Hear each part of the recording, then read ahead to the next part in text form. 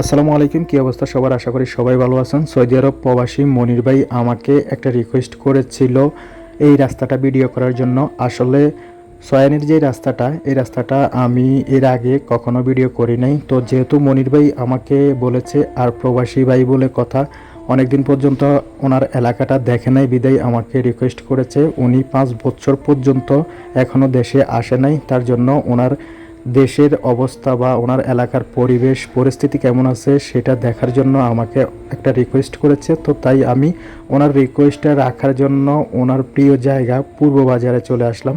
আর পূর্ব বাজার যেহেতু আমি এভাবে আর ভিডিও করা হয় নাই, আজকে তাহলে পূর্ব বাজারটা একটু ভিডিও করে দেখাই। চন্দ্রগঞ্জের অনেক ভিডিও তো আপনারা দেখেছেন, কিন্তু চন্দ্রগঞ্জ পূর্ব বাজারের ভিডিওটি তেমন দেখে নাই। তাই আজকে মনির ভাইয়ের কথা ধরে আমি চলে আসলাম চন্দ্রগঞ্জ পূর্ব বাজারে। আমি গেছিলাম মাঝদিতে। তো মাঝদিতে যাওয়া আসা বেশিরভাগ বসুরহাট হয়ে করা হয়, কিন্তু সয়ানি দিয়ে পূর্ব বাজারের যেই রাস্তাটা, এই রাস্তা দিয়ে আসা হয় না।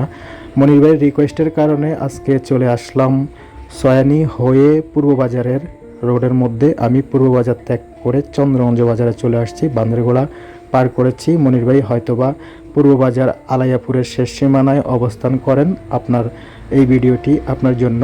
আর দূরপ্রবাসে যারা আপনার এলাকা অনেক দিন পর্যন্ত দেখেন নাই, দেখতে ইচ্ছে করে, তো যদি দেখতে ইচ্ছে করে তাহলে অবশ্যই আমাকে একটা মেসেজ করবেন। আমি চেষ্টা করব আপনার এলাকাটা সুন্দর করে ভিডিও করে আপনাকে উপহার দেওয়ার জন্য। অনেক ভাই এবং বোন আমাকে প্রতিনিয়ত লাইক এবং কমেন্টস করে, আর এই লাইক কমেন্টস করে আমাকে উৎসাহ দেওয়ার কারণে আমি আপনাদেরকে ভিডিও উপহার দেওয়ার জন্য সব সময় চেষ্টা করি। ধন্যবাদ সবাইকে, ভালো থাকবেন, সুস্থ থাকবেন। যারা আমাকে প্রতিনিয়ত সাপোর্ট করেন তাদের প্রতি ভালোবাসা রইল।